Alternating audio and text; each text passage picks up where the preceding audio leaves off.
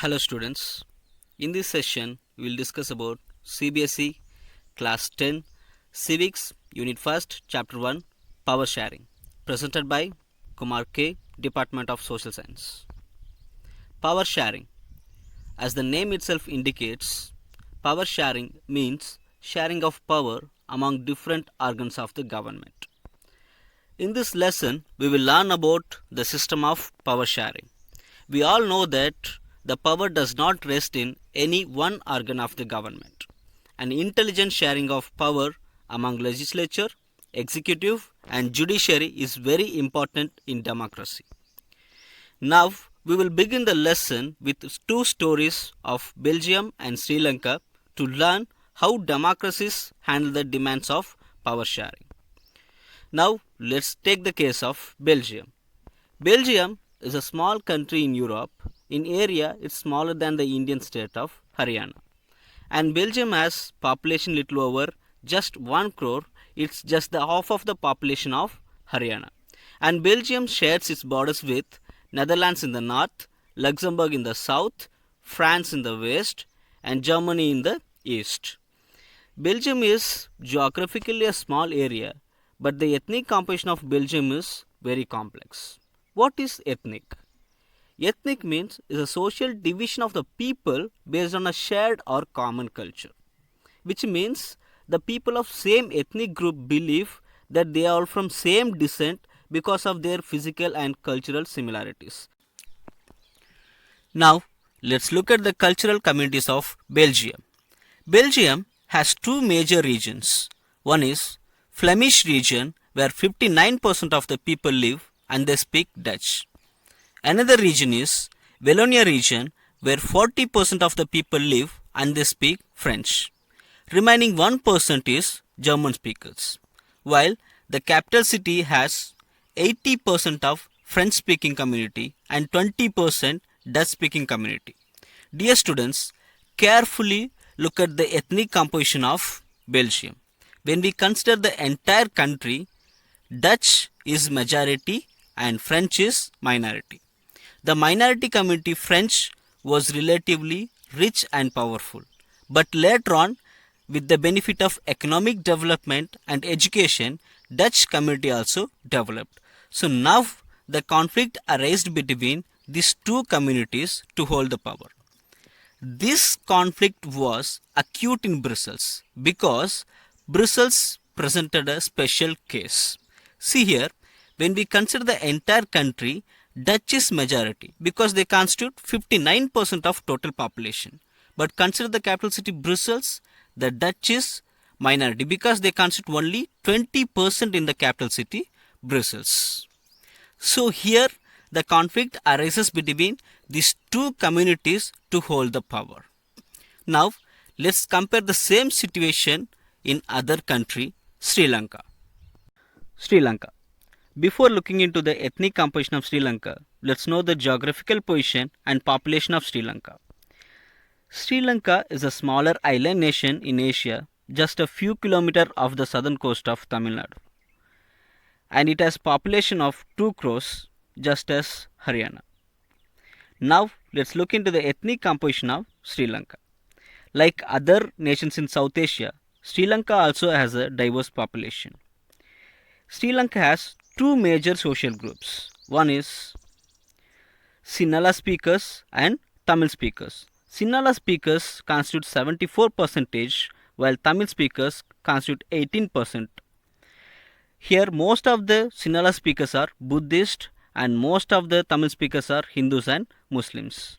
The Tamil speakers have two subdivisions. One is Sri Lankan Tamils and Indian Tamils. These Sri Lankan Tamils are 13% of total population and they are native Tamils of the country. While Indian Tamils are whose forefathers came from India as a plantation workers during colonial period. And 7% of Christians who are both Tamils and Sinhalas.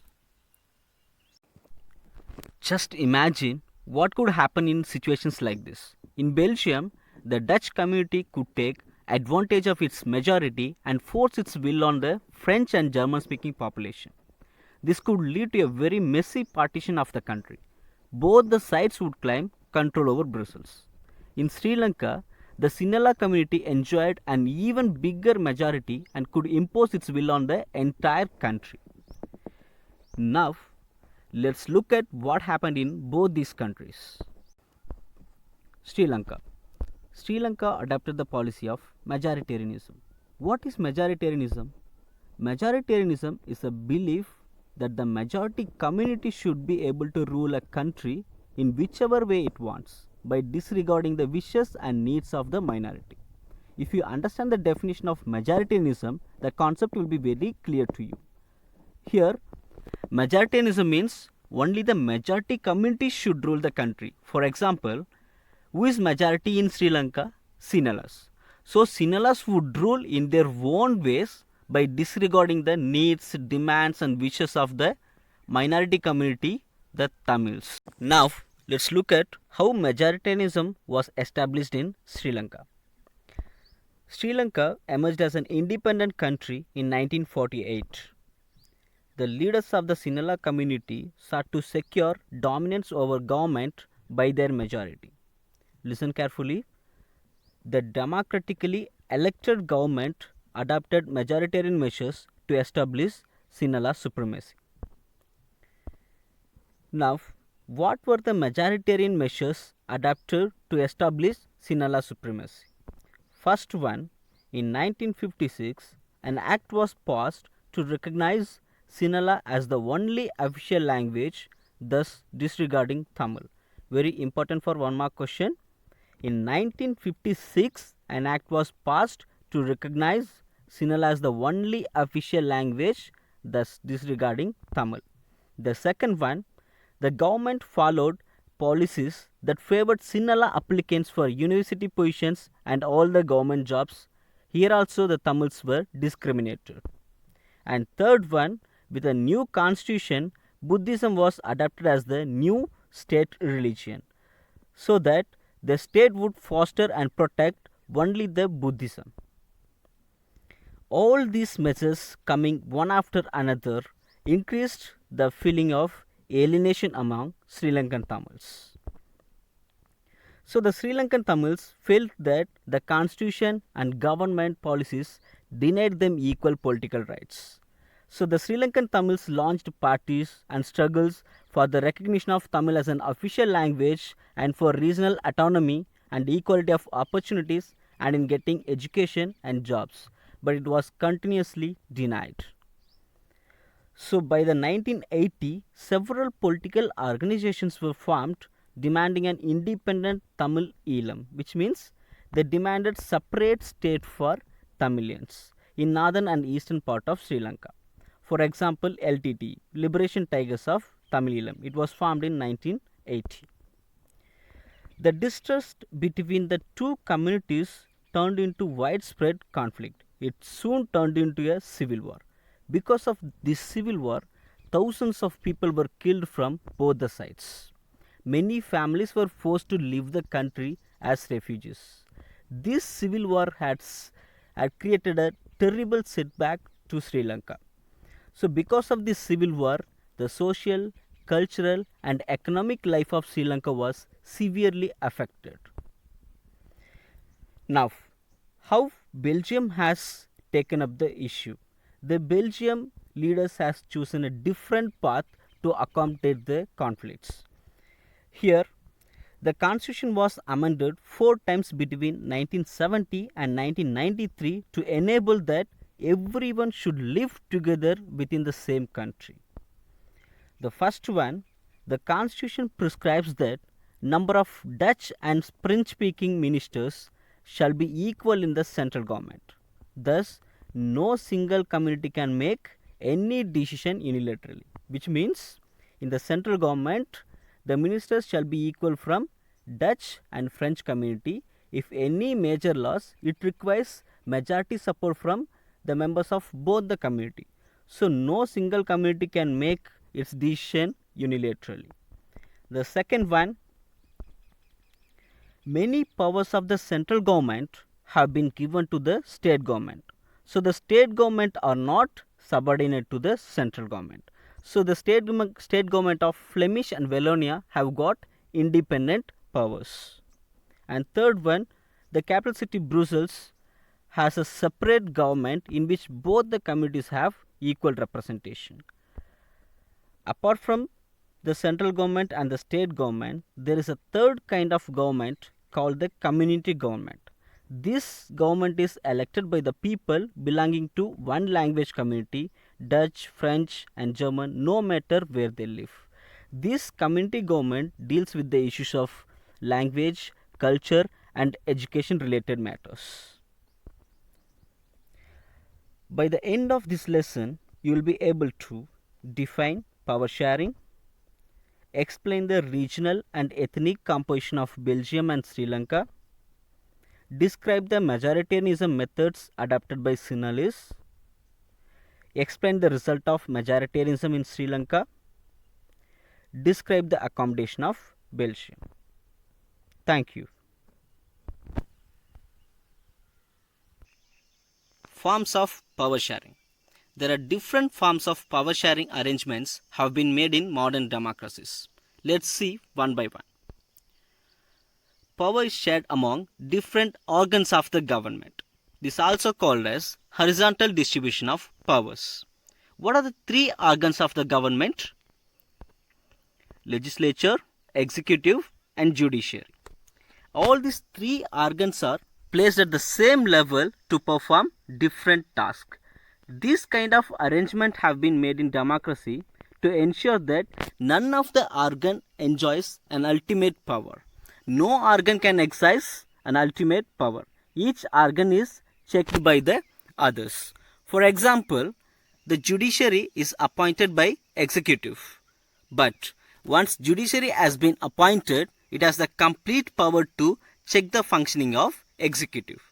That's why this form of power sharing is also called as checks and balances. The second one, power is shared among different levels of the government. This is also known as vertical division of power. There is a general government for the entire nation which is called as central government. This is also called as federal government, but in our country we call it as central government. There is another level of government for the provincial or regional level which is known as state government, and most of the countries do have only these two levels of government, central government for the entire nation and state government for the regional level. And some of the countries do also have the third tier government is called local government, municipality or panchayat. In our country we follow three tier system, that is central government, state government and we do also have the local government. Third one, power is shared among different social groups such as religious and linguistic groups. As you know, in Belgium, apart from the central government and state government, there was one more government called community government, and it's the best example of power sharing among different social groups. Here, power is shared among the socially weaker section and women to increase their representation and participation in legislature and administration. For example, reserved constituency. And this type of arrangement is to give space in the government and administration for the diverse groups. For example, the minority community. To increase the life status of minority community, the last form of power sharing is power shared among different political parties, pressure groups and movements. Here, the power is shared among different political parties which represent different ideologies and social groups exist in the society. Here there are too much of competition among the political parties. This ensures that the power will never rest in any single party. And here power is also shared among different interest groups such as traders, industrialists, farmers, industrial workers, etc.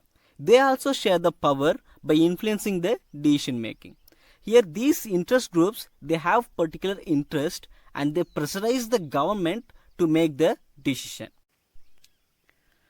So these are the different forms of power sharing. This is very important for 3 mark and 5 mark questions. Why power sharing is desirable? Why is power sharing important in democracy? To have a better understanding of this topic, let's recall the previous concepts which we have discussed already. We have discussed about the two stories of Belgium and Sri Lanka. Let's take Belgium. In Belgium, there were two major communities, Dutch and French, and there was a tension between these two communities to hold the power.